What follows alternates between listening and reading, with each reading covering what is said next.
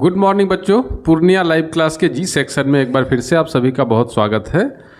कल के क्लास में हम लोगों ने रिफ्लेक्शन ऑफ लाइट पढ़ा था और उससे संबंधित न्यूमेरिकल्स को हल कर लिया था। आज हमारा जो टॉपिक है वो रिफ्रैक्शन ऑफ लाइट होने वाला है, यानी कि प्रकाश का अपवर्तन। प्रकाश जब एक माध्यम से दूसरे माध्यम में जाती है तो उसकी दिशा में परिवर्तन होता है। When a ray of light passes through one medium to another medium it bends, यानी एक माध्यम से दूसरे माध्यम में जाते समय, एक मीडियम से दूसरे मीडियम में जाते समय वो बेंड कर जाता है, वो मुड़ जाता है, अपने रास्ते में परिवर्तन कर लेता है, उसका पाथ चेंज हो जाता है। और इसी घटना को हम लोग क्या कहते हैं? रिफ्रैक्शन ऑफ लाइट कहते हैं। लाइट का रिफ्रैक्शन कहते हैं। किसको कहते हैं लाइट का रिफ्रैक्शन? लाइट जब एक मीडियम से दूसरे मीडियम में जाती है तो वो मुड़ जाती है। इसी घटना को हम लोग क्या कहते हैं? रिफ्रैक्शन ऑफ लाइट कहते हैं। ठीक है। और ये क्यों होता है? रिफ्रैक्शन ऑफ लाइट क्यों होता है? तो रिफ्रैक्शन ऑफ लाइट होने का कारण है कि स्पीड ऑफ लाइट अलग अलग मीडियम में अलग अलग होता है।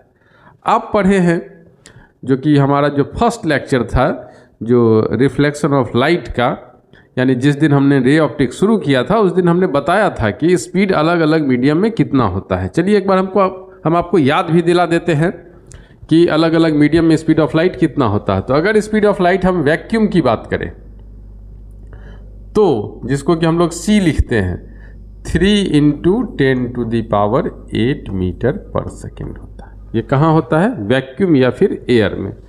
वैक्यूम या फिर एयर। ठीक है। अब अगर दूसरे मीडियम की बात करें, अगर वाटर की बात करें तो वाटर में कितना होगा? तो 2.25 × 10⁸ मीटर पर सेकेंड। ठीक है। अगर हम बात करें ग्लास में कितना होगा तो 2 × 10⁸ मीटर पर सेकेंड। और अगर कहें डायमंड में कितना होगा तो 1.24 × 10⁸ मीटर पर सेकेंड। ये अलग अलग मीडियम में स्पीड ऑफ लाइट। ठीक है। और इसी के वजह से चूंकि अलग अलग मीडियम में स्पीड ऑफ लाइट अलग अलग है, यही कारण है कि लाइट क्या हो जाता है? एक मीडियम से दूसरे मीडियम में जाते समय बेंड कर जाता है, मुड़ जाता है। और इसी घटना को हम लोग क्या कहते हैं? Refraction of light. आइए उसको एक एग्जांपल से देखते हैं। ये हमारे पास एक पेंसिल है जो आपको दिख रहा होगा कि रखा हुआ है। कहाँ रखा हुआ है? ये पेंसिल कहाँ रखा हुआ है? तो ये पेंसिल रखा हुआ है एक ग्लास में, और उस ग्लास में पानी भरा हुआ है। कहाँ तक? यहाँ तक पानी भरा हुआ। तो आप देख पा रहे हैं यहाँ पे कि पेंसिल यहाँ से हमको टूटा हुआ दिखाई दे रहा है। कैसा दिखाई दे रहा है? टूटा हुआ। यानी यहाँ तक आया एक ऑर्डर में, और फिर यहाँ से, यानी जहाँ से ये मीडियम एक दूसरे से अलग हो रहा है, यानी ये ऊपर हमारा एयर है और नीचे हमारा क्या है? वाटर है। तो इस एयर वाटर इंटरफेस के पास से हम क्या पा रहे हैं कि लाइट रे, चूँकि रिफ्रैक्शन हो रहा है तो ये पेंसिल हमको यहाँ पे टूटा हुआ नज़र आ रहा है। तो ये जो टूटा हुआ पेंसिल या मुड़ा हुआ पेंसिल दिखाई दे रहा है, उसका कारण क्या है? Refraction of light. यही कारण है कि अगर आप पानी में एक सिक्का को रख देते हैं और आप देखेंगे साइड से तो आपको क्या दिखेगा कि वो सिक्का थोड़ा ऊपर उठा हुआ दिखाई देगा, यानी वो जो एक्चुअल गहराई जितना है उससे कम गहराई पे हमको दिखाई देगा सिक्का। ठीक है। तो ये सभी घटनाएं जो है रिफ्रैक्शन की वजह से है। रिफ्रैक्शन की वजह से जो अगर एटमॉस्फेयर में रिफ्रैक्शन होता है, एटमॉस्फेयर के वेरियस लेयर्स के द्वारा जो में रिफ्रैक्शन होता है उसको हम लोग एटमॉस्फेरिक रिफ्रैक्शन कहते हैं। और इसी के वजह से हमको जो स्टार्स दिखाई देते हैं आसमान में वो टिमटिमाते हुए दिखाई देते हैं, क्योंकि उनका पाथ चेंज होता है कंटिन्यूसली, और इसी वजह से वो कभी डीम और कभी ब्राइट दिखाई देता है। और हम लोग कहते हैं कि स्टार्स ट्विंकल कर रहा है। एक्चुअली ऐसा कुछ नहीं है, ये सिर्फ और सिर्फ रिफ्रैक्शन की वजह से दिखाई पड़ता है। एक्चुअली ऐसा नहीं होता है। ठीक है। ठीक उसी प्रकार से कि जैसे ये पेंसिल हमको यहाँ टूटा हुआ दिखाई दे रहा है, लेकिन जैसे ही हम पानी से बाहर निकालेंगे तो ये हमको टूटा हुआ नहीं दिखाई देगा। तो इसका मतलब क्या है? पेंसिल टूट नहीं रहा है, ये हमको दिख रहा है टूटा हुआ, और किसकी वजह से दिख रहा है? रिफ्रैक्शन ऑफ लाइट के वजह से दिख रहा है। रिफ्रैक्शन को हम लोग हिंदी में क्या कहते हैं? हिंदी में इसको हम लोग कहते हैं अपवर्तन। अपवर्तन, ठीक है। तो अपवर्तन, प्रकाश का अपवर्तन, प्रकाश का अपवर्तन, ठीक है। चलिए आगे बढ़ते हैं।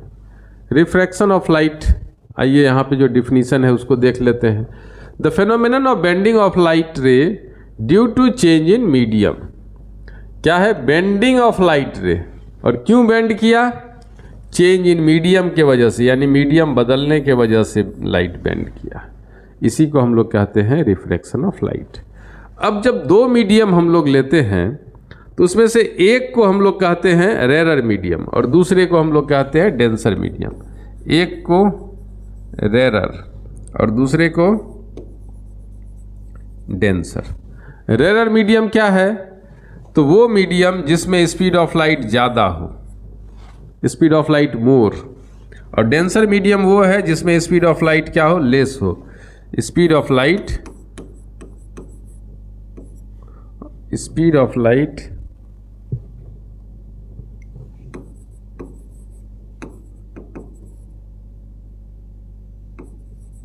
मोर, और यहां स्पीड ऑफ लाइट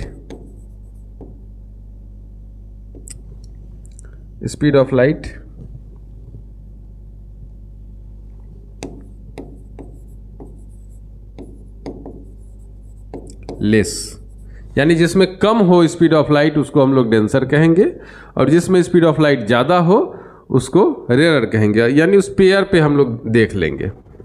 अगर हम दूसरे तरह से बोले तो जिसकी ऑप्टिकल डेंसिटी ज़्यादा होगी वो डेंसर, और जिसकी ऑप्टिकल डेंसिटी कम होगी वो रेरर। एग्जाम्पल से समझते हैं कि डेंसर और रेरर क्या है। आइए मान लेते हैं कि एक मीडियम हमारा एयर है और दूसरा वाटर है। तो एयर में स्पीड ऑफ लाइट क्या होता है? ज़्यादा होता है, और वाटर में कम होता है। तो एयर और वाटर के पेयर में क्या हो जाएगा? एयर हमारा रेरर हो जाएगा और वाटर क्या हो जाएगा? डेंसर हो जाएगा। क्लियर है?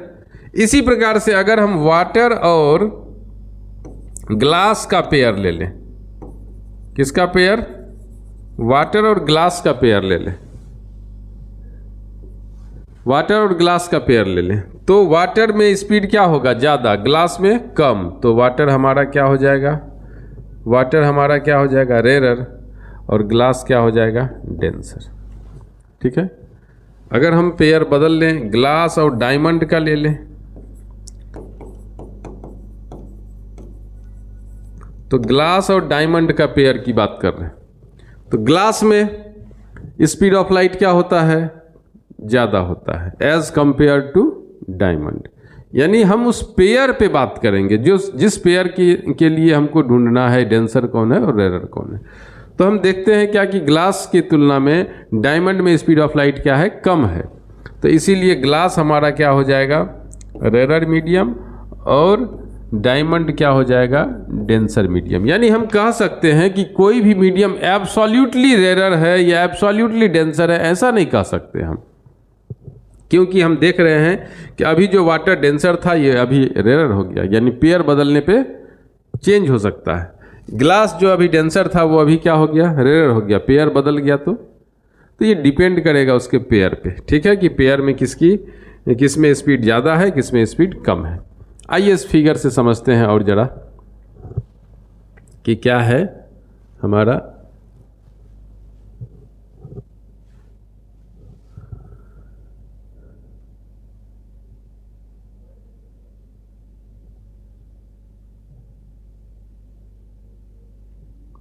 चलिए इस फिगर को देखते हैं। इस फिगर में ये ऊपर लिखा हुआ है क्या? एयर। ऊपर क्या है? एयर है, और नीचे ऊपर हमारा एयर है और नीचे ग्लास। तो आप समझ ही रहे हैं कि ऊपर हमारा रेरर हो गया और नीचे क्या हो गया? डेंसर हो गया। तो लाइट रे एयर से ग्लास में जा रही है, तो लाइट रे देखिए ऐसे जा रही है, इसको अगर जाना चाहिए था तो ऐसे जाना चाहिए था, स्ट्रेट लाइन। लेकिन क्या हुआ कि मीडियम बदल जाने के वजह से ये अपने पाथ में चेंज ले आया, ये इधर चला गया। और इसी को हम लोग क्या कहते हैं, रिफ्रैक्शन ऑफ लाइट कहते हैं, लाइट का बेंड कर जाना। ठीक है, यहाँ हम सरफेस पे एक नॉर्मल ड्रॉ कर लिए, यानी कि परपेंडिकुलर ड्रॉ कर लिए। अब इंसिडेंट रे और इस परपेंडिकुलर के बीच जो एंगल है वो एंगल ऑफ इंसिडेंस, रिफ्रैक्टेड रे और नॉर्मल के बीच जो एंगल है वो एंगल ऑफ रिफ्रैक्शन। तो एंगल ऑफ इंसिडेंस और ये एंगल ऑफ रिफ्रैक्शन। याद कीजिए हम लोग रिफ्लेक्शन में भी पढ़े थे, ठीक है, तो वहाँ पे आर होता था एंगल ऑफ रिफ्लेक्शन, लेकिन यहाँ पे आर क्या होगा, एंगल ऑफ रिफ्रैक्शन। ठीक है, ये एंगल ऑफ क्या है, रिफ्रैक्शन। अब यहां पे इन दोनों एंगल के बीच एक रिलेशन है, और वो रिलेशन किन्होंने दिया है, स्नेल के द्वारा दिया गया है। किनके द्वारा दिया गया है, स्नेल के द्वारा। और क्या कहा है स्नेल ने, स्नेल के द्वारा क्या कहा गया है कि अगर स्नेल के द्वारा कहा गया है कि साइन आई यानी एंगल ऑफ इंसिडेंस का साइन और एंगल ऑफ रिफ्रैक्शन का साइन का रेशियो जो है वो क्या होता है, कांस्टेंट होता है, जिसको कि म्यू या फिर हम लोग एन कह सकते हैं।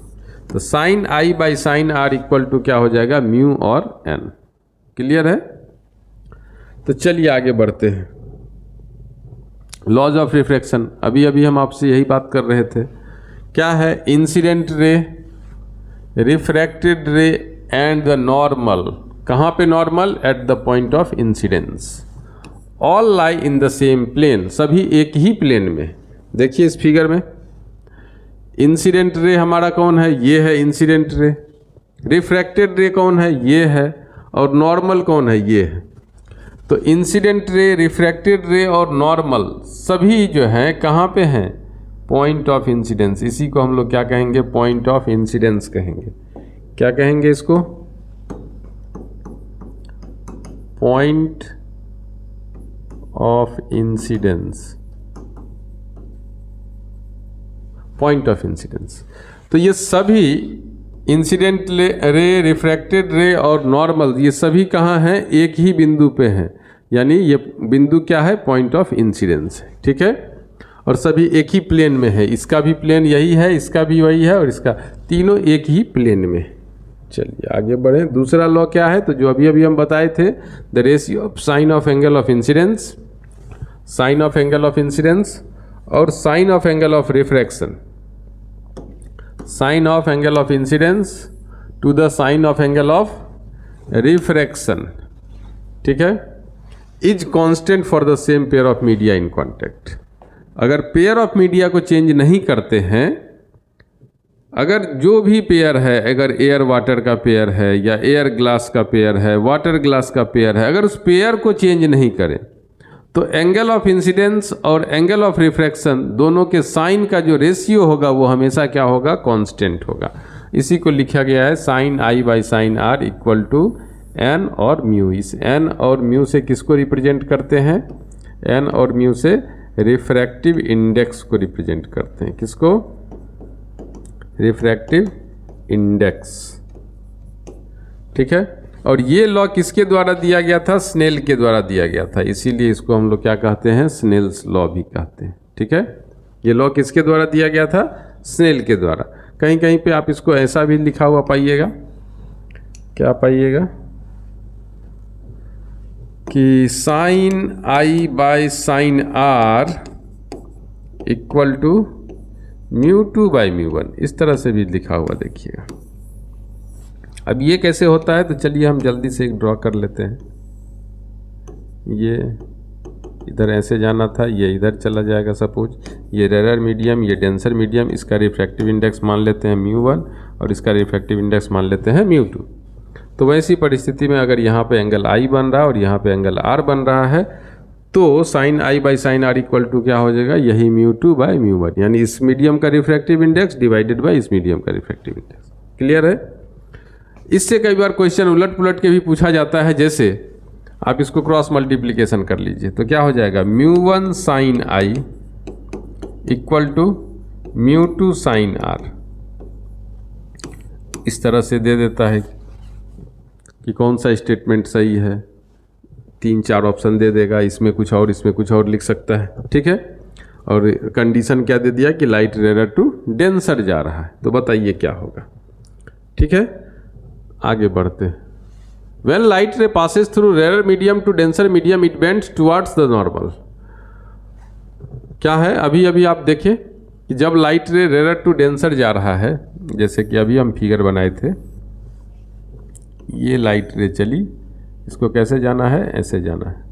अब ये क्या हो जा रही है, यहाँ से ऐसे बेंड कर जा रही है, तो ये हमारा एंगल ऑफ इंसिडेंस हो गया और ये हमारा एंगल ऑफ रिफ्रैक्शन हो गया, ये पॉइंट ऑफ इंसिडेंस। तो इस परिस्थिति में जब लाइट रे रेयर टू डेंसर जाए तो किधर मुड़ेगी, तो टुवार्ड्स द नॉर्मल। ये हमारा नॉर्मल है, नॉर्मल, तो किधर मुड़ रही है, नॉर्मल के तरफ मुड़ रही है, तो टुवार्ड्स द नॉर्मल। क्या लिखेंगे, रेयर टू डेंसर के लिए क्या होगा, टुवार्ड्स द नॉर्मल, नॉर्मल के तरफ। अब आइए, जब रेयर टू डेंसर जा रहा है तो ये अपने एक्चुअल पाथ से कितना हट रहा है, यानी हम अगर कहें तो डिविएशन कितना हो रहा है इसके पाथ में, तो डिविएशन कितना हो रहा है वो निकालने के लिए डेल इक्वल टू क्या करेंगे, आई में से आर को घटा देंगे। तो इससे मालूम चल गया कि वो अपने एक्चुअल पाथ से कितना डिविएट कर गया। कई बार क्वेश्चन इस तरह से पूछा जाता है कि डिविएशन कितना हुआ, यदि ये एंगल सपोज 60 डिग्री है, ये 45 डिग्री है, तो डिविएशन कितना हुआ, तो 60 में से 45 को माइनस कर देंगे, यानी कि 15 डिग्री, ठीक है। अब आइए यहाँ पे स्नेल्स लॉ अगर अप्लाई करते हैं तो क्या हो जाएगा, sine i by sine r equal to, अगर इसका रिफ्रैक्टिव इंडेक्स μ1 और इसका रिफ्रैक्टिव इंडेक्स क्या हो, μ2 हो, तो क्या हो जाएगा, ये μ2 बाय μ1, जिसको कि हम लोग ऐसे भी लिख सकते हैं। कैसे लिख सकते हैं, sine i by sine r equal to μ2 1, यानी mu refractive index of medium 2 with respect to medium 1। इस तरह से भी हम लोग इसको लिख सकते हैं या रिप्रेजेंट करते हैं, ठीक है। म्यू का प्रयोग ना करके एन का भी प्रयोग किया जाता है, तो sine i by sine r equal to n two 1, इस तरह से भी लिख सकते हैं। या फिर आप कहीं कहीं ऐसा भी लिखा देखिएगा, sine i by sine r equal to n two 1। इसको 21 नहीं पढ़ते हैं, इसको क्या पढ़ते हैं, 21 पढ़ते हैं, यानी refractive index of medium 2 with respect to medium 1। इसको भी वही पढ़ेंगे, refractive index of medium 2 with respect to medium 1, refractive index of medium 2 with respect to medium, यानी ये रिप्रेजेंट करने का अलग अलग बुक्स में अलग अलग तरह से करता है, कहीं पे एन कहीं पे म्यू का प्रयोग करता है, तो कोई कन्फ्यूजन नहीं होनी चाहिए। अब हम लोग दूसरी स्थिति पे बात करते हैं। ये बात थी किस पे, रेयर टू डेंसर पे। और अगर light ray denser to rare जाए, किधर जाए, डेंसर टू रेयर, जरा समझिए तो क्या होगा। तो चलिए, ये लाइट रे ऐसे सपोज जा रही है, इसको जाना था कैसे, ऐसे जाना था, लेकिन तब ये क्या होगा, मुड़ेगा दूर, अवे फ्रॉम द नॉर्मल। किधर मुड़ जाएगा, अवे फ्रॉम द नॉर्मल, यानी ये हमारा एंगल ऑफ इंसिडेंस है, तो ये हमारा एंगल ऑफ रिफ्लेक्शन हो गया, यानी डिविएशन ये हो गया हमारा। तो अगर डेंसर, ये अगर डेंसर है और ये रेयर है, तो डेंसर टू रेयर के केस में क्या होगा, अवे फ्रॉम द नॉर्मल। किधर मुड़ेगा, अवे, दूर।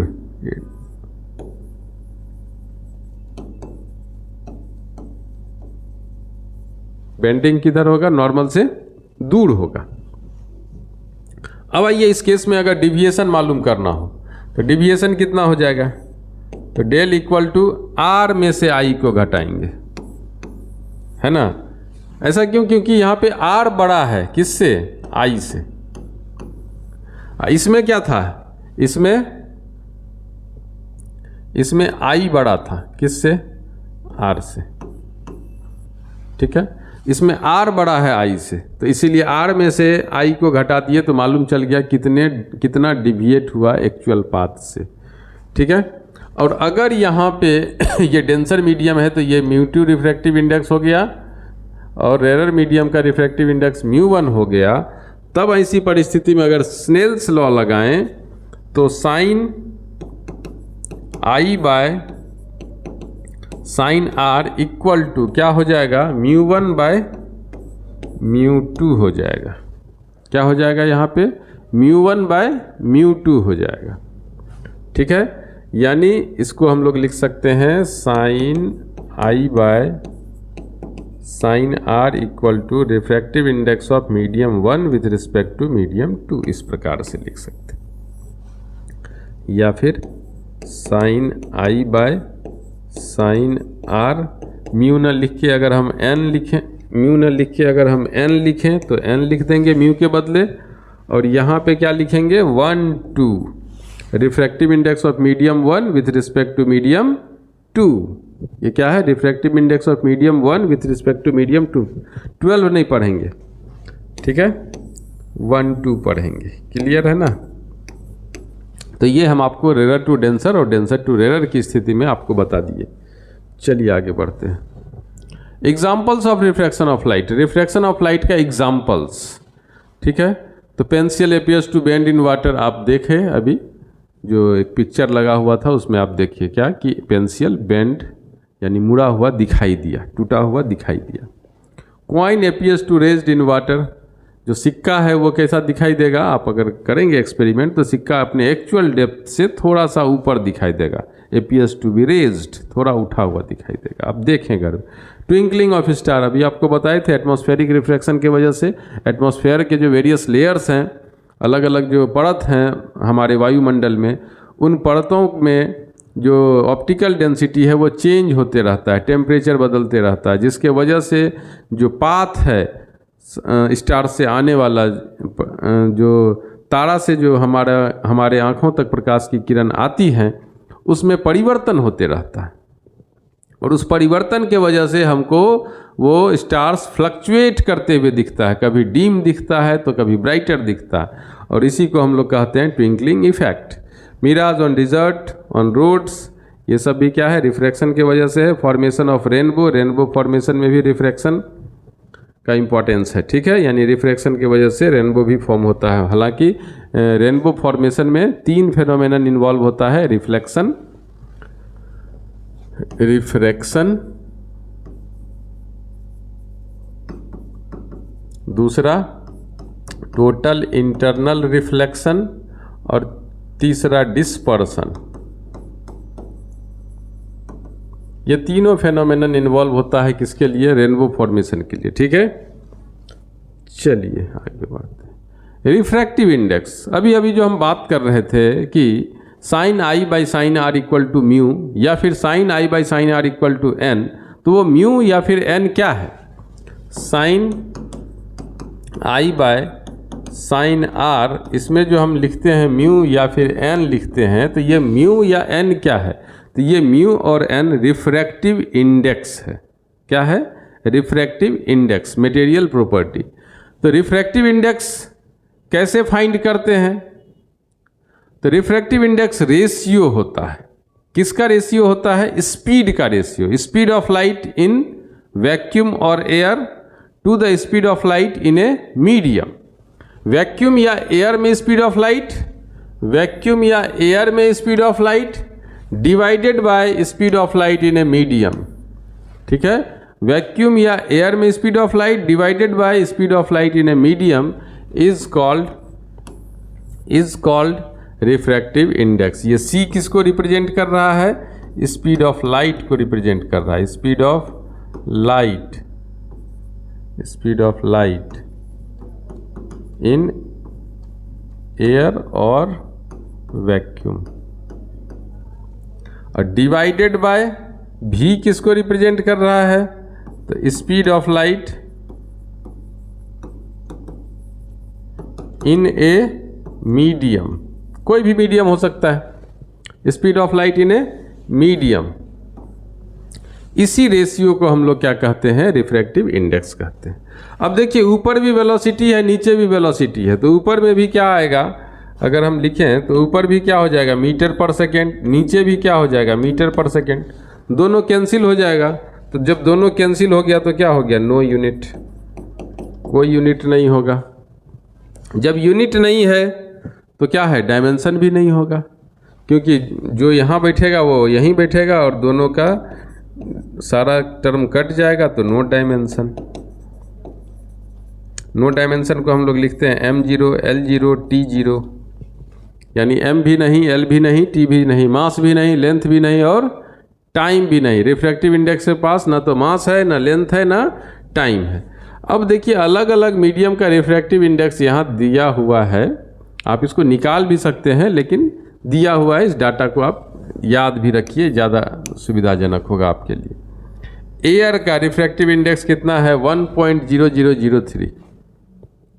किसका रिफ्रैक्टिव इंडेक्स है, एयर का, और ये मिनिमम होता है। क्या होता है, मिनिमम, सबसे कम। रिफ्रैक्टिव इंडेक्स ऑफ वाटर कितना है, 1.33। रिफ्रैक्टिव इंडेक्स ऑफ ग्लास कितना है, 1.5 to 1.66, यानी वेरिएशन है।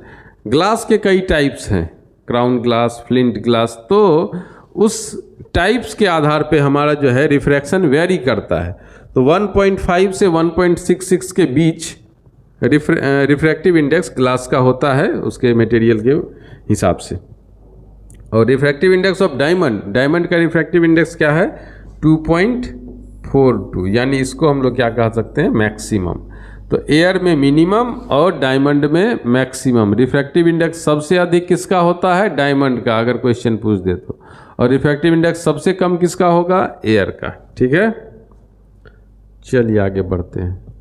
Refractive index depends on, refractive index किस पे डिपेंड करेगा, रिफ्रैक्टिव इंडेक्स किस पे डिपेंड करेगा, तो वेवलेंथ पे डिपेंड करेगा। और दूसरा nature of pair of media, यानी पेयर ऑफ मीडिया क्या है उस पर भी डिपेंड करेगा। रिफ्रैक्टिव इंडेक्स दो फैक्टर पे डिपेंड करेगा।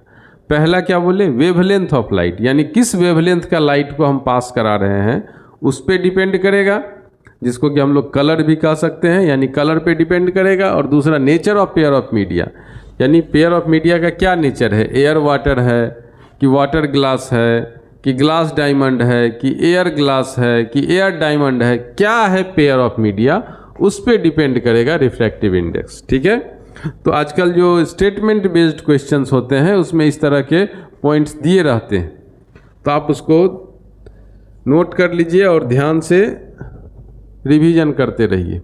अब देखिए रिफ्रैक्टिव इंडेक्स से रिलेटेड एक कंसेप्चुअल क्वेश्चन आपके सामने है, इसको आप हल करने का प्रयास कीजिए।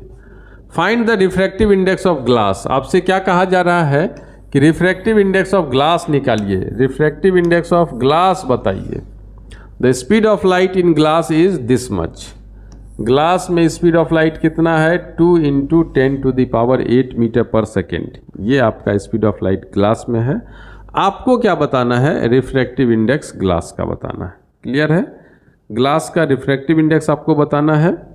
आपके पास speed of light in glass दिया हुआ है 2 × 10⁸ मीटर पर सेकेंड। चलिए बनाइए इसको, बना के इसका आंसर आप लोग मिलाइए कि आंसर मिलता है कि नहीं। हो सके तो आप वीडियो को पॉज कर दीजिए और फिर बनाइए। तो देखिए रिफ्रैक्टिव इंडेक्स ऑफ ग्लास अगर निकालना है तो हमको क्या करना पड़ेगा, फॉर्मूला लगाना पड़ेगा। रिफ्रैक्टिव इंडेक्स का फॉर्मूला क्या होता है, speed of light in vacuum यानी कि c bye speed of light in a medium यानी कि v। और इन ए मीडियम की बात हो रही है तो किस मीडियम की बात होगी यहाँ पे, चूंकि ग्लास है तो ग्लास का ही बात होगा। अब c हम जानते हैं, वैक्यूम में स्पीड कितना होता है, 3 × 10⁸। और रिफ्रैक्टिव इंडेक्स ग्लास में कितना होगा, तो ग्लास में हमारे पास दिया हुआ है 2 × 10⁸। ये वैल्यू ग्लास में दिया हुआ है, कोई दिक्कत। तो हम क्या करेंगे, इन दोनों को कैंसिल कर देंगे तो क्या हो जाएगा 3/2। तो 3/2 कितना हो गया, 1.5।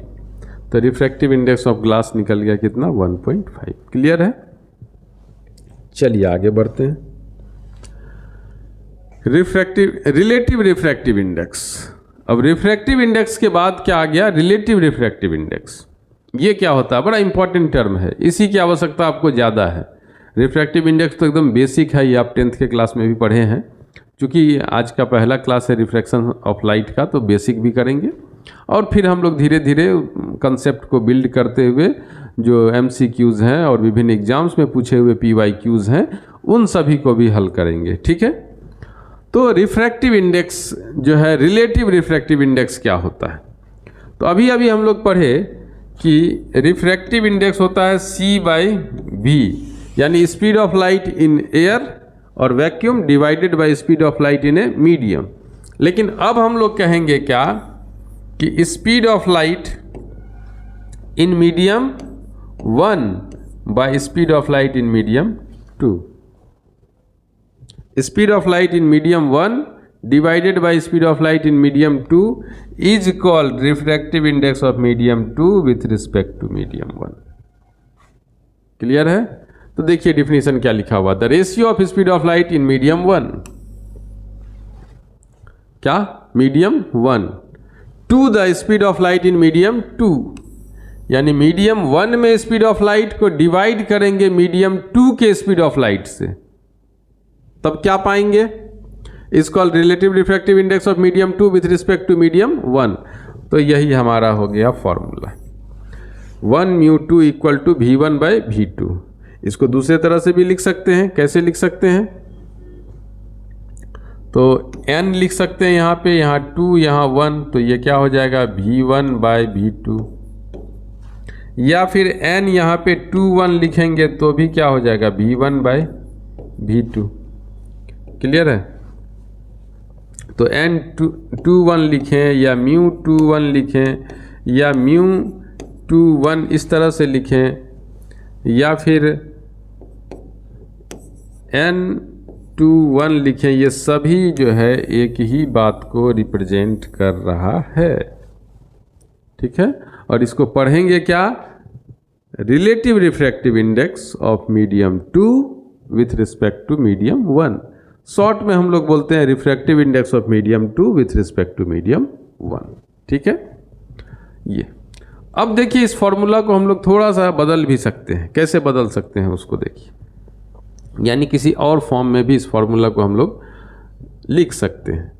तो कैसे लिख सकते हैं? तो देखिए यहाँ पे μ21 इक्वल टू क्या था, V1/V2 था। ठीक है, हम लोग अभी अभी पढ़े थे म्यू इक्वल टू क्या, C/V। तो μ1 इक्वल टू क्या हो जाएगा, C/V1। तो V1 इक्वल टू क्या हो जाएगा, C/μ1। तो V1 के जगह क्या लिख देंगे, C/μ1 डिवाइडेड बाय V2 के बदले क्या लिख देंगे, सिमिलरली जरा कोशिश कीजिए तो इसी प्रकार से अगर V2 को लिखना हो तो क्या लिखेंगे, सिमिलरली V2 क्या हो जाएगा, V2। तो V1 C/μ1 है तो V2 क्या हो जाएगा, C/μ2। तो C/μ2 यहाँ पे लगा देंगे। अब क्या है कि C/μ1 और ये पलटेगा तो μ2/C कैंसिल, तो ये हमारा क्या हो गया, μ2/μ1 1μ2 इक्वल टू क्या हो जाएगा, μ2/μ1 हो जाएगा। ठीक है, और यहाँ अगर वेलोसिटी के हिसाब से देखिए तो V1/V2 हो गया। तो ये याद रखना है, थोड़ा सा कंफ्यूज नहीं होना है। यहाँ पे 1 है ऊपर और 2 है नीचे, यहाँ पे 2 है ऊपर, यहाँ 1 है नीचे, ये ध्यान रखना है। रिफ्रैक्टिव इंडेक्स के केस में 2 ऊपर 1 नीचे, और वेलोसिटी के केस में 1 ऊपर 2 नीचे। ठीक है, चलिए अब इसको थोड़ा सा और अलग तरह से लिखने का प्रयास करते हैं। और इसको क्या लिख सकते हैं, देखिए 1μ2 इक्वल टू V1/V2 तो है ही लिखा हुआ। क्या हम इसको ऐसा लिख सकते हैं 1/V2/V1, V1/V2 को 1/V2/V1 लिख सकते हैं, क्योंकि ये जब मल्टीप्लाई में जाएगा तो पलट जाएगा, तो V1/V2 यानी दोनों इक्विवेलेंट है। अब चलिए आगे बढ़ते हैं और इसको क्या लिखेंगे, 1/V2/V1, और यहाँ क्या है 1 यहाँ 2 तो V1 बाई V2, यहाँ 2 1 तो क्या हो जाएगा म्यू 1 2, यानी 1 म्यू 2 जो है वो हो जाएगा किसके equal, reciprocal of refractive index of medium 1 with respect to medium 2। या फिर इसको हम लोग ऐसा भी लिख सकते हैं N21 equal to 1 bye N12, दोनों एक ही बात है। क्लियर है? तो इस प्रकार से आप रिलेटिव रिफ्रैक्टिव इंडेक्स को भी समझ गए। तो कई बार क्वेश्चन ये बताने के पीछे का तात्पर्य ये है कि आपके पास कई बार क्वेश्चन दे देगा कि मीडियम 1 में स्पीड इतना है, मीडियम 2 में स्पीड इतना है, आप बताइए कि रिफ्रैक्टिव इंडेक्स मीडियम 2 का मीडियम 1 के रेस्पेक्ट में कितना होगा। कई बार क्या करता है कि रिफ्रैक्टिव इंडेक्स ही दे दिया जाता है और तब पूछता है कि बताइए मीडियम 2 के रिस्पेक्ट में मीडियम 1 का रिफ्रैक्टिव इंडेक्स या फिर मीडियम 1 के रिस्पेक्ट में मीडियम 2 का रिफ्रैक्टिव इंडेक्स। चलिए आगे बढ़ते हैं। अच्छा चलिए इसको थोड़ा क्वेश्चन के द्वारा समझने का प्रयास करते हैं। एक क्वेश्चन ले लेते हैं। सपोज एक क्वेश्चन है जिसमें आपके पास सपोज दे दिया है कि स्पीड ऑफ लाइट वाटर में 2.25 इंटू 10⁸ मीटर पर सेकेंड, और क्या दे दिया, speed of light in glass 2 into 10⁸ metre per second. आपको कहा क्या कि आप जरा बताइए refractive index of glass with respect to water. आपसे क्या कहा, रिफ्रैक्टिव इंडेक्स ऑफ ग्लास निकालने के लिए विथ रिस्पेक्ट टू वाटर। अब आपके पास दिया क्या है, वेलोसिटी दिया है, तो वेलोसिटी का फॉर्मूला देखिए क्या हम लोगों ने लिखा है, 1 mu 2 equal to V1 by V2। आप ये ध्यान रखिए कि यहाँ पे 1 है तो यहाँ ऊपर 1, यहाँ 2 है तो नीचे भी 2, वेलोसिटी के केस में। तो चलिए यहाँ हमारा क्या निकालना, refractive index of glass with respect to water. तो हम क्या करेंगे, V of water divided by V of glass. अब V ऑफ वाटर कितना है, तो 2.25 इंटू 10⁸ डिवाइडेड बाय 2 इंटू 10⁸। ये दोनों कैंसिल हो जाएगा, पॉइंट उड़ा दें तो नीचे में 100 आ जाएगा, 25 से 9 बार में और 25 से 4 बार में, तो क्या हो जाएगा आपका 9/8। ये आपका रिलेटिव रिफ्रैक्टिव इंडेक्स निकल गया with refractive index of glass with respect to water. और अगर इसको पॉइंट में लाएंगे तो 1.125, ये आपका आंसर हो जाएगा। अब देखिए इसी क्वेश्चन को अगर दूसरे फॉर्म में पूछे, कैसे पूछे दूसरे फॉर्म में, एक दूसरा क्वेश्चन हम लोग ले लेते हैं कि सपोज आपके पास दे दे रिफ्रैक्टिव इंडेक्स ऑफ ग्लास कुछ इस प्रकार से 3/2 and refractive index of water कितना दे दिया, 4/3, ये दे दिया। और हमसे क्या पूछ रहा है कि जरा बताइए रिफ्रैक्टिव इंडेक्स ऑफ ग्लास क्या होगा विथ रिस्पेक्ट टू वाटर। तो अब हमको दिया क्या है, रिफ्रैक्टिव इंडेक्स। इस क्वेश्चन में क्या था, हमारे पास वेलोसिटी दिया था, इसमें हमारे पास क्या दिया है, रिफ्रैक्टिव इंडेक्स। तो हम लोग फॉर्मूला क्या लगाएंगे, म्यू जी बाय म्यू डब्ल्यू। अभी थोड़ी देर पहले आपको हम दिखाए भी थे, चलिए दिखा देते हैं एक बार। 1 म्यू 2 इक्वल टू क्या है, म्यू 2 बाई म्यू 1, यानी जो यहाँ नीचे है वो ऊपर चला गया है और जो ऊपर है वो नीचे आ गया है। तो चलिए refractive index of glass with respect to water, तो ग्लास ऊपर गया, वाटर नीचे आया। अब चलिए ग्लास का वैल्यू कितना है हमारा, ग्लास का 3/2 और वाटर का 4/3। तो ये क्या हो जाएगा, 3/2 पलटेगा तो 3/4, 3 3 जा 9/8, यानी कि सॉल्व करने पे 1.125, ये आंसर हो गया। क्लियर है?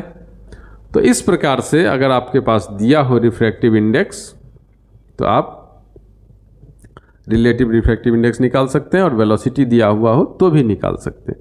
एक तीसरी स्थिति पे भी बात कर लेते हैं, तीसरी स्थिति पे बात कर लेते हैं। ये क्वेश्चन था, ये दूसरा क्वेश्चन। तीसरी स्थिति क्या है कि मान लेते हैं कि हमारे पास दे दिया refractive index of glass with respect to water equal to 9/8। Suppose refractive index of glass with respect to water कितना है, 9/8 है। हमसे क्या पूछ रहा है कि refractive index of water with respect to glass बताइए, refractive index of water with respect to glass बताइए कितना होगा। तो हम लोग क्या करेंगे, तो कुछ नहीं करना है, इसी को पलट देना है। हमारा जो फॉर्मूला था उसके आधार पे glass with respect to water, यानी कि 1 glass with respect to water कितना हो जाएगा, 9/8। तो ये पलटेगा तो बन जाएगा 8/9। ठीक है, तो हमारा आंसर कितना हो जाएगा, 8/9। ठीक है, समझ गए। तो ये आपका हो गया क्या, रिलेटिव रिफ्रैक्टिव इंडेक्स से रिलेटेड क्वेश्चंस। आप इन सभी को स्क्रीनशॉट ले लीजिए या फिर वीडियो को आगे बढ़ा के देख सकते हैं। ठीक है, चलिए आगे बढ़ते हैं। अब आइए, एक टर्म है जो बड़ा पॉपुलर टर्म है, टोटल इंटरनल रिफ्लेक्शन। अब इस टर्म के पीछे की कहानी समझिए, इसका इस्तेमाल कहाँ कहाँ होता है। तो आप देखते हैं कि डायमंड, हीरा बहुत ही चमकता है, तो उसके पीछे की जो कहानी है वो है टोटल इंटरनल रिफ्लेक्शन। आजकल एक ऑप्टिकल फाइबर वर्ड बहुत ही पॉपुलर है। ये ऑप्टिकल फाइबर किस प्रिंसिपल पे काम करता है, किस सिद्धांत पे काम करता है, तो उसके पीछे की भी कहानी है टोटल इंटरनल रिफ्लेक्शन। आपको जरा सा ऑप्टिकल फाइबर का यूज़ बता दें, टेली कम्युनिकेशन में तो इसका बहुत ही ज़बरदस्त यूज है। जो भी आप देख रहे हैं डाटा ट्रांसफ़र का जो प्रोसेस है वो ऑप्टिकल फाइबर के थ्रू ही होता है, और इसके वजह से क्या है कि डाटा ट्रांसफ़र बहुत ज़्यादा फास्ट हो गया है। ठीक है, मेडिकल में भी इंडोस्कोपी में इसका इस्तेमाल होता है ऑप्टिकल फाइबर का, यानी हमारे पेट के अंदर के जो ऑर्गन है, इंटरनल ऑर्गन्स को डिटेल जानने के लिए हम लोग ऑप्टिकल फाइबर का इस्तेमाल करते हैं in the process of endoscopy. तो टोटल इंटरनल रिफ्लेक्शन ये क्या है, समझना पड़ेगा। टोटल इंटरनल रिफ्लेक्शन क्या है, तो आप अभी देखे थे कि जब लाइट रे एक मीडियम से दूसरे मीडियम में जाती है तो वो बेंड कर जाती है। इसी कंसेप्ट को यहाँ पे यूज़ किया गया है कि लाइट रे एक मीडियम से दूसरे मीडियम में जा रही है और वो बेंड हो रही है। वो किस प्रकार से बेंड हो रही है, जरा इसको समझिए। यहाँ पे तो कहा जा रहा है यहाँ पर क्या कि लाइट को हमको ले जाना है डेंसर मीडियम से रेरर मीडियम में, डेंसर टू रेरर। किधर ले जाना है, डेंसर टू रेरर ले जाना है। तो पहली शर्त क्या है, टोटल इंटरनल रिफ्लेक्शन के लिए लाइट को जाना चाहिए denser medium to rarer medium. और दूसरी शर्त क्या है, angle of incidence is greater than the critical angle, यानी एंगल आई का जो वैल्यू होगा वो ग्रेटर होगा, बड़ा होगा। किससे बड़ा होगा, क्रिटिकल एंगल से, जिसको कि कहीं कहीं सी से या फिर आई सब्सक्रिप्ट में सी ऐसा डिनोट करते हैं। तो एंगल ऑफ इंसिडेंस का वैल्यू क्या होगा, क्रिटिकल एंगल से बड़ा होना होगा। ये दो स्थितियां अगर एप्लीकेबल हो जाती हैं तो टोटल इंटरनल रिफ्लेक्शन हो जाएगा। आप एक और जगह टोटल इंटरनल रिफ्लेक्शन देख सकते हैं, जब आप कहीं यात्रा पे निकलते हैं और आप गाड़ी में आगे बैठे होते हैं तो आपको दूर में जो सड़क है उस पर पानी गिरा हुआ दिखाई देगा। ये एक ऑप्टिकल इल्यूजन है, एक्चुअली वहाँ पे कोई पानी नहीं होता है, ये एक भ्रम है। तो ये दिखने का जो कारण है वो है टोटल इंटरनल रिफ्लेक्शन, और इसको हम लोग कहते हैं मिराज। जब हमको दूर में गर्मी के दिनों में जब हम यात्रा पे निकलते हैं तो रोड पे हमको क्या दिखता है, दूर में पानी गिरा हुआ दिखाई देता है, और इसको हम लोग मिराज कहते हैं। ये एक ऑप्टिकल इल्यूजन है, और इसके होने का कारण क्या है, टोटल इंटरनल रिफ्लेक्शन। आइए, तो सबसे पहली बात क्या है कि हम लोग एक सोर्स ऑफ लाइट लिए और लाइट रे को डेंसर टू रेरर जाने दिए। अब आप जानते हैं जब डेंसर टू रेरर लाइट जाती है तो किधर मुड़ती है, अवे फ्रॉम द नॉर्मल। तो ये हमारा नॉर्मल है, तो नॉर्मल से दूर मुड़ेगी, यानी इधर मुड़ जाएगी। ठीक है, तो ये हमारा एंगल ऑफ इंसिडेंस हो गया, और ये हमारा क्या हो गया, एंगल ऑफ रिफ्रैक्शन। ये I1 इसको मान लेते हैं। अब हम थोड़ा सा एंगल ऑफ इंसिडेंस को बढ़ा देते हैं। क्या किए हम, एंगल ऑफ इंसिडेंस को बढ़ा दिए। अब लाइट रे किधर से जाना चाह रहा है, इधर से जाना चाहिए था, और लाइट रे अब और बेंड कर गया, ये इधर से जाने लगा, यानी क्लोज टू द सरफेस जाने लगा। अब और एंगल ऑफ इंसिडेंस को बढ़ा दिए हम। अब ये आई क्या हो गया, और बढ़ गया, ये मान लेते हैं I2 हो गया, ये I3 हो गया। अब ये जो लाइट रे जिसको कि इधर से इस तरह से जाना चाहिए था, वो ऐसे जाने लगा अलोंग द सरफेस, यानी पैरेलल टू द सरफेस जाने लगा, पैरेलल टू द इंटरफेस हम लोग कह सकते हैं जाने लगा। अब ये जब यहां से जाने लगा तो ये एंगल ऑफ रिफ्रैक्शन कितना हो गया, 90 डिग्री। कितना डिग्री हो गया, 90 डिग्री। तो एंगल ऑफ इंसिडेंस का वो वैल्यू जिसके लिए एंगल ऑफ रिफ्रैक्शन क्या हो जाता है, 90 डिग्री होता है, इसी को हम लोग क्या कहते हैं, क्रिटिकल एंगल कहते हैं, सी। इसी को हम लोग क्या कहते हैं, क्रिटिकल एंगल, क्रिटिकल एंगल। ठीक है, यही एंगल ऑफ इंसिडेंस, यानी the value of angle of incidence in denser medium for which angle of refraction in rare medium is 90 degree. यानी एंगल ऑफ इंसिडेंस का वह मान किस मीडियम में, डेंसर मीडियम में, जिसके लिए angle of refraction rare medium में 90 डिग्री हो जाता है, उसी को हम लोग क्या कहते हैं, क्रिटिकल एंगल कहते हैं। ठीक है, लेकिन टोटल इंटरनल रिफ्लेक्शन होने के लिए हमको एंगल ऑफ इंसिडेंस क्या होना चाहिए, क्रिटिकल एंगल से भी बड़ा होना चाहिए, यानी और थोड़ा सा बढ़ाएंगे हम लोग एंगल ऑफ इंसिडेंस को।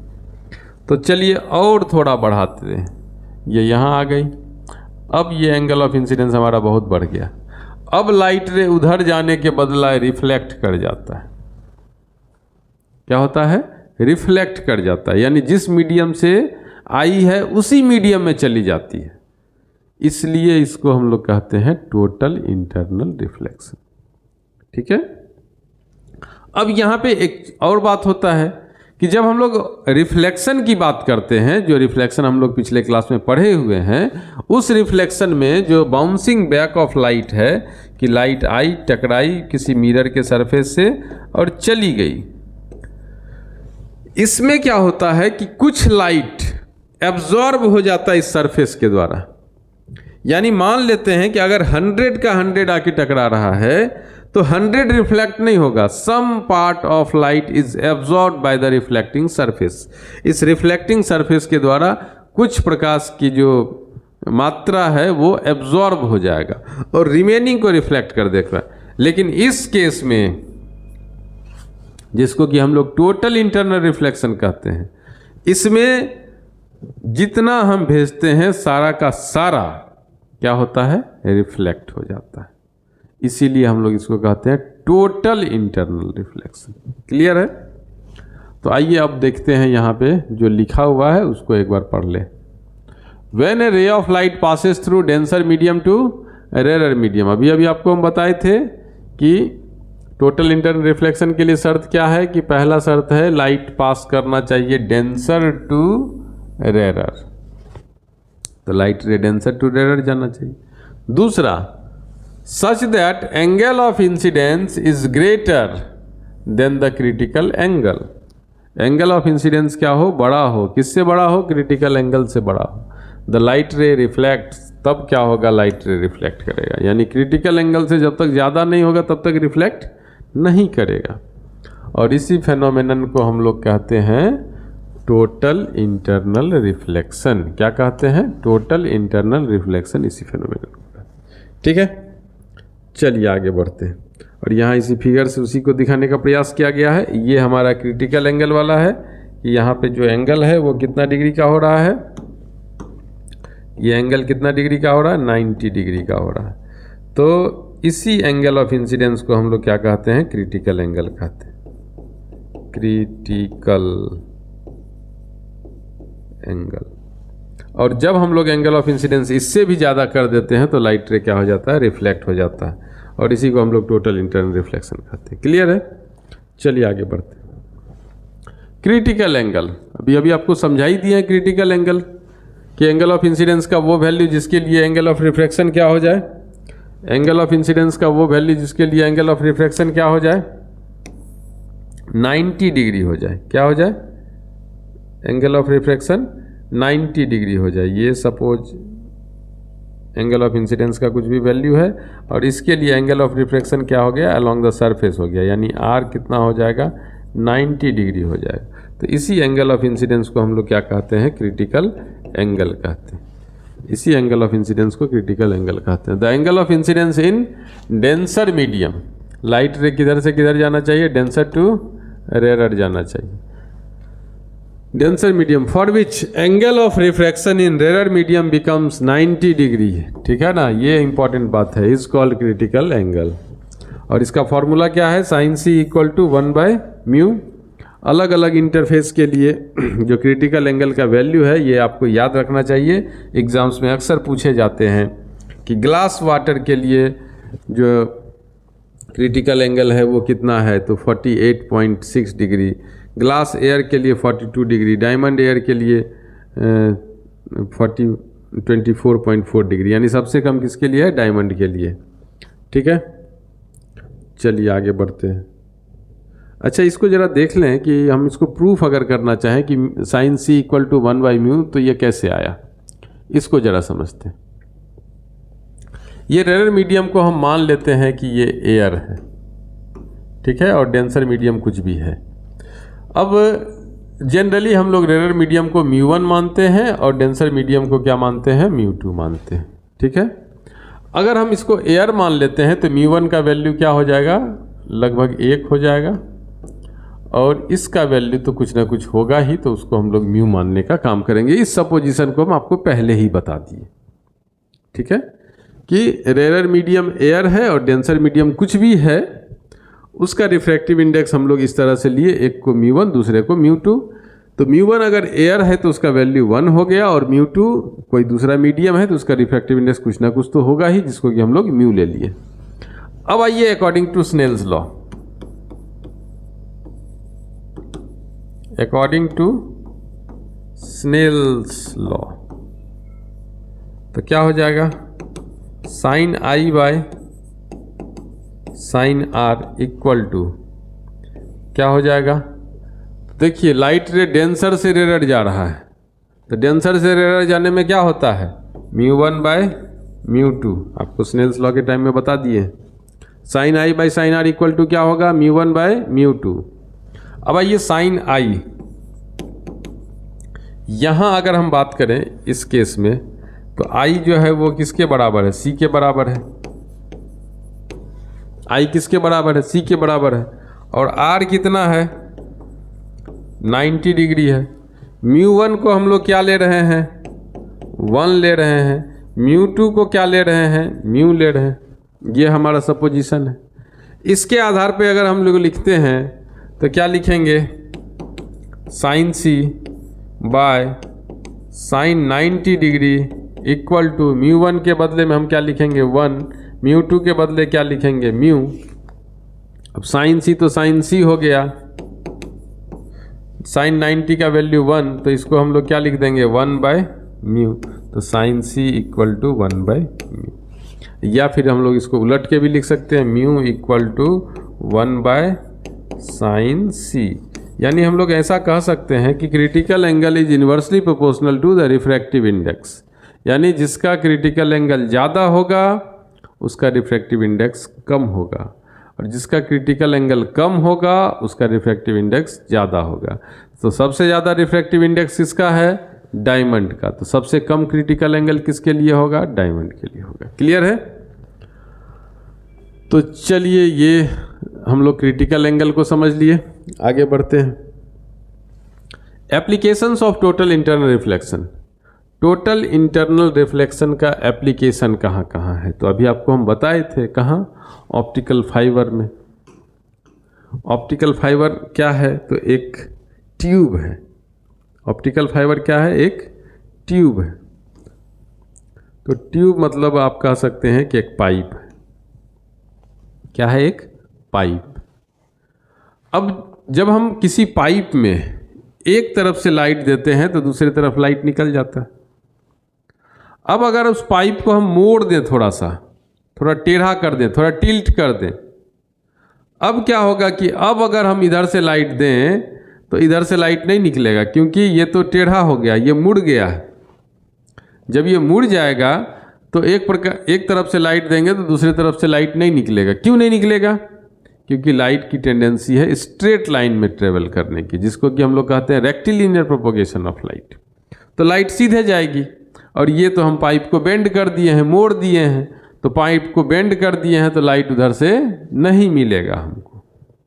लेकिन ऑप्टिकल फाइबर एक ऐसा पाइप है जिसको हम जितना भी बेंड कर दें, पूरा घुमा दें, सपोज इसको यही कोई पाइप है, इसको इस तरह से कुछ घुमा दिए, बार बार घुमा दिए, मल्टीपल टाइम्स उसको घुमा दिए, और फिर अगर हम एक तरफ में लाइट दें, इस एंड से अगर लाइट जाए, इसमें इंटर करे, तो यहाँ पे हमको लाइट मिल जाएगा। समझ में आई बात? तो ये ऑप्टिकल फाइबर का फायदा है कि उसको जितना भी हम मोड़ते हैं, हमको टोटल का टोटल लाइट, यानी जितना भी हम यहाँ से दे रहे हैं इसको, जितना भी इसको लाइट दिए, वो सारा का सारा लाइट यहाँ से मिल गया, और मुड़े हुए अवस्था में भी मिल गया। इसीलिए इसका इस्तेमाल कम्युनिकेशन में बहुत ज़्यादा होता है, मेडिकल में भी होता है। तो it transmits light from one place to another place along a curved path. देखिए इंपॉर्टेंट लाइन है, अलोंग कर्व्ड पाथ। जनरली जो लाइट है वो कर्व्ड पाथ में नहीं जा पाएगा, ऑर्डिनरी ट्यूब होगा तो। लेकिन ऑप्टिकल फाइबर एक ऐसा ट्यूब है जिससे कि कर्व्ड पाथ भी अगर बनता है तो लाइट चला जाएगा। Used in telecommunication, internet data transfer and endoscopy, ये मेडिकल का एक टर्म है। डायमंड्स स्पार्कल, जो हमारे डायमंड हैं, जो हीरा है, वो बहुत ज़्यादा चमकता है, चमकीला दिखाई देता है। उसके पीछे का भी जो कारण है वो क्या है? टोटल इंटरनल रिफ्लेक्शन है ना। इसीलिए ब्रिलियंस ऑफ डायमंड, अत्यधिक चमक जो है उसका कारण यही है। Prism in binoculars and cameras. Binoculars में आप जब हम लोग ऑप्टिकल इंस्ट्रूमेंट पढ़ेंगे तो वहाँ बाइनोकुलर्स की भी बात करेंगे। तो बाइनोकुलर्स में क्या होता है, उसके लेंथ को छोटा करने के लिए हम लोग प्रिज्म का इस्तेमाल करते हैं, जो किस कंसेप्ट पे काम करता है? टोटल इंटरनल रिफ्लेक्शन के कंसेप्ट पे काम करता है। हम आपको फिगर के द्वारा इसको समझाते हैं जरा। ये मान लेते हैं हमारा प्रिज्म है। लाइट को जब हम इधर से इंटर करने दिए तो ये इस फेस से टकरा के यहाँ पे फिर आया, और फिर यहाँ से इस तरह से चला गया। तो यहाँ से एक बार TIR हुआ, यानी टोटल इंटरनल रिफ्लेक्शन, एक बार यहाँ से TIR हुआ, टोटल इंटरनल रिफ्लेक्शन। तो दो बार टोटल इंटरनल रिफ्लेक्शन के बाद ये 180 डिग्री का एंगल बनाते हुए हमको फिर से वापस उधर ही मिल गया। तो इसके वजह से क्या होता है कि जो लेंथ है बाइनोकुलर्स की, जो लंबाई है वो छोटी हो जाती है। ठीक है, तो उसके लिए हम लोग प्रिज्म का इस्तेमाल करते हैं। पेरिस्कोप की भी लंबाई को घटाने के लिए हम लोग प्रिज्म का इस्तेमाल करते हैं। मिराज फॉर्मेशन अभी अभी आपको हम बताए ही कि ये ऑप्टिकल इल्यूजन है। आपको कहाँ पे ये देखने को मिलेगा? तो सड़कों पे देखने को मिलेगा। गर्मी के दिनों में सड़कों पे, कोलतार जो अलकतरे की सड़क है उस पर आपको ऐसा देखने को मिलेगा कि आगे में पानी गिरा हुआ है, या फिर डिजर्ट, यहाँ बालू ही बालू है, रेगिस्तानी इलाका है, वहाँ पे भी आपको ऐसा दिखने को मिलेगा कि दूर में क्या है? पानी है। ठीक है, तो इसी को कहते हैं हम लोग मिराज फॉर्मेशन। अब देखिए जो डिजर्ट में हमको दिखता है वो कैसा है, जरा सा हम फिगर से आपको समझा लें। ये मान लेते हैं कोई पेड़ है, और ये सपोज पेड़ है। इस पेड़ का क्या होता है कि यहाँ पे हमको इमेज बनता है, और इस इमेज फॉर्मेशन का कारण क्या है कि अत्यधिक गर्मी होने के वजह से ये सरफेस के पास का एयर बहुत ज़्यादा गर्म हो गया। क्या हो गया? बहुत ज़्यादा गर्म हो गया। जब गर्म होगा तो क्या होगा? टेम्परेचर बढ़ जाएगा। टेम्परेचर बढ़ जाएगा तो उसकी काइनेटिक एनर्जी भी क्या हो जाएगी? बढ़ जाएगी। तो इसका मतलब जो एयर मॉलिक्यूल्स होंगे वो एक दूसरे से दूर दूर हो जाएंगे, यानी ये वाला जो पोर्शन है वो बिहेव करेगा किससे? रेयर मीडियम की तरह। और ऊपर का मीडियम कैसा बिहेव करने लगा? डेंसर मीडियम की तरफ। अब यहाँ से लाइट सपोज ऐसे निकला, और चूंकि क्रिटिकल एंगल से बड़ा अगर एंगल हो जाता है, क्योंकि हम जब बात कर रहे हैं कहाँ से? दूर से देखने की। कहाँ से देखने की बात कर रहे हैं? दूर से। तो जब आप दूर से देखेंगे तो ये angle of incidence is greater than the critical angle. तो आप इस तरह से देखेंगे तो आपको लगेगा क्या कि ये यहाँ से आ रहा है लाइट, तो आपको उल्टा पेड़ दिखाई देगा। आप समझ जाएंगे वहाँ पे पानी है, एक्चुअली ऐसा कुछ नहीं है, एक्चुअली कोई पानी वहाँ पे नहीं रहेगा। ठीक है, तो चलिए आगे बढ़ते हैं। A substance has critical angle 45 degree for yellow light, what is the refractive index. आपके पास क्या दिया हुआ है, एक सब्सटेंस का क्रिटिकल एंगल दिया हुआ है, यानी सी दिया हुआ, कितना दिया हुआ 45 डिग्री। अब आपसे पूछा जा रहा है कि रिफ्रैक्टिव इंडेक्स बताइए, यानी म्यू इक्वल टू व्हाट। एकदम कंसेप्चुअल क्वेश्चन, फॉर्मूला बेस्ड। तो क्रिटिकल एंगल और रिफ्रैक्टिव इंडेक्स में रिलेशन आप जानते ही हैं, क्या होता है, mu equal to 1/sin c। ठीक है, तो mu equal to 1/sin c हो गया, तो 1/sin c के बदले क्या लिख देंगे 45 डिग्री। साइन 45 का डिग्री का वैल्यू क्या होता है 1/√2। ये जब पलटेगा तो क्या बनेगा, √2 ऊपर आ जाएगा, तो म्यू का वैल्यू कितना हो गया, √2 हो गया। √2 का वैल्यू अगर आप निकालना चाहें तो आपको याद रखना चाहिए, म्यू √2 का वैल्यू कितना होता है, √2 का वैल्यू 1.41। तो ये आपका क्या निकल गया, रिफ्रैक्टिव इंडेक्स। तो आपके क्वेश्चन में यही पूछा गया था कि रिफ्रैक्टिव इंडेक्स बता दीजिए, बता दिए, है ना आसान। चलिए आगे बढ़ते हैं।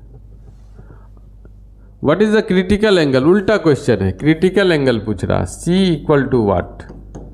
दिया क्या है, रिफ्रैक्टिव इंडेक्स, म्यू दिया हुआ है, कितना दिया हुआ है, √2 दिया हुआ। कैसे निकालेंगे, तो चलिए अभी आप देखिए, mu equal to 1/sin c लिखा हुआ था, पलट लेंगे तो क्या हो जाएगा, sin c इक्वल टू 1/μ नहीं हो जाएगा।